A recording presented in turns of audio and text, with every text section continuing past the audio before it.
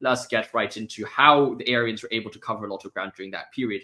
Now, psychology behind, I can't speak too much because I don't know the psychology of an early church Christian. However, there is a very big false narrative to say the Arians were just saying, oh, the created creatures were the same as Jesus Christ, or Jesus was just another creature of creation. That is not what Arius believed in. But rather, what he did believe in was to say, well, all right, I want to protect the monarchy of the Father, I want to protect the transcendence of the Father, and I want to protect the immutability of the Father. So he's saying, well, God the Father is unchanging, God the Father is unmoving, he's transcendent, utterly transcendent of his own substance, and he's divine and superior to all other things. Where does the Son come in this picture? He knows the Son must exist, same with the Holy Spirit, but at this time, when it comes to the 300 AD, the Holy Spirit doesn't show up in discussions yet. It's really a 5th century discussion. So he says, well, the Son must exist as God, but what exactly does it mean for the Son to exist as God? He says, well, okay, the Son cannot exist as God as an emanation from the Father, otherwise you become like a Valentinian. It cannot be a monarchist, which is just another mode of the Father, because then you're a monarchist, which Tertullian disagrees with. So if the Son is not an emanation of the Father, which is this expression out of its own nature in some sense, and is not just a different mode of the Father, that means the Father just becomes the Son, and then the Father then becomes the Holy Spirit. Right? It's distinct. And we also believe that the Father is not only transcendent, but the Father is also immutable, unchangeable. Then he says, well, okay, then that means the Father cannot express the Father. He cannot come out to the Father, because if God came out to the Father, if the Son came out to the Father, then his sonship, the nature of being a son, coming out to the essence or the substance of the Father, the hypostasis of the Father, would have changed the hypostasis of the Father.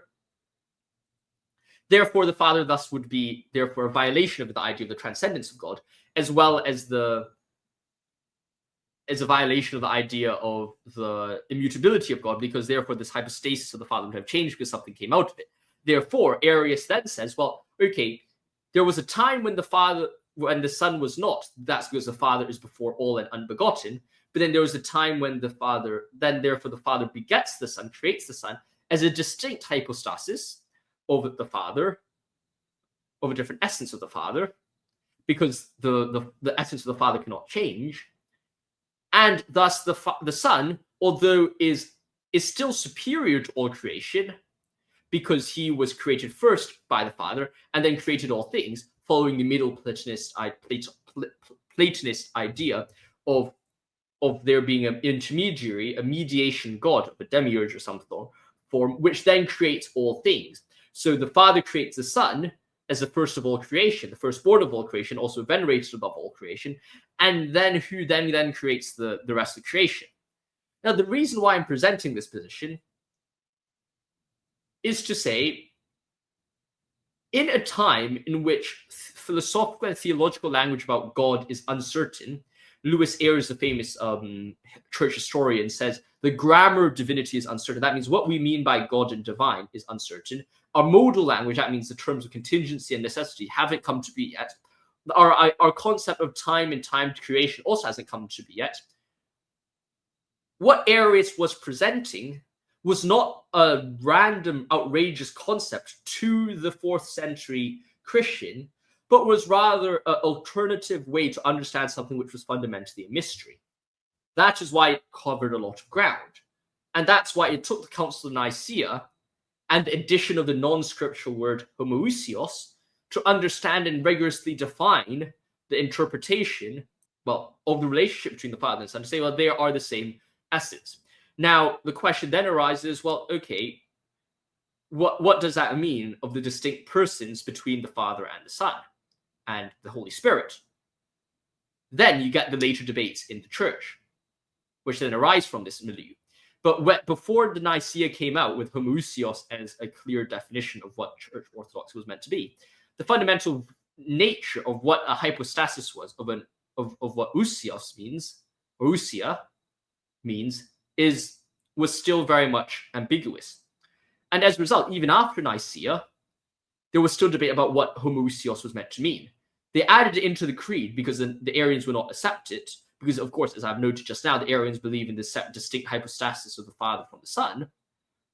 But nonetheless, there's still a debate about what does homoousios means. And the usage of hypostasis as a distinction from ousia was then developed later on, but was still used in the early church as a distinguish between, with people like Origen, as a distinguishing factor between the Father and the Son as distinct hypostasis or distinct persons, but sharing the same ousia as being homoousios. And now you can then see, having listened to this, saying, all right, this all seems very complex. Answer is yes. I reckon if you went through and presented an Arian presentation of the Trinity to most Christians and Catholics around the world today who are not properly catechized and have no idea about what homoousios and hypostasis means, and used an Arian definition of the words hypostasis and homoousios, or not homoousios, but ousia, as the same meaning, and presented to a Catholic, they would probably say, well, that kind of makes sense. And if that's the case, then let alone for people who had no understanding of what hypostasis and ousia meant, people who had no clue about the strict metaphysical distinction between hypostasis and ousia, people who had no distinction of modal language, no distinction of temporal language, and then ask them to say, well, okay, and then you have a smart Arian who was very good at rhetoric, describe Arianism to them, they probably have been like, okay, that makes way more sense than to say, well, the same hypostasis or the same ousia has three different persons and they've co-equally, co-eternally, and co-relatively existed with each other. They might say, well, okay, Arianism just makes more sense. I'm not saying Arianism makes more sense because I'm not an Arian. Clearly, evidently, I'm not an Arian. But when you ask me, can you discuss how Arians were able to cover a lot of ground during that period, especially the psychology behind it, that theological understanding of what the Arian position was at the time demonstrates the fundamental disagreements and the fundamental attractiveness of the Arian position, because it is way more sympathetic, or at least easier to understand in some sense, in a milieu in which the language used is not clear. And that's why I would argue that the Arians were able to cover a lot of ground. I hope you, Salvador, that has answered your questions. That has been like a 15 explanation of why Arianism has developed. But it is something worthy to note when we're once again drawing back to why the church being infallible is such an important thing, is because this is not the only controversy which was so nuanced. Numerous controversies in the early church were very nuanced. And it was only because we had an infallible magisterium guided by the Holy Spirit that we were able and are able to define and challenge these opposing beliefs.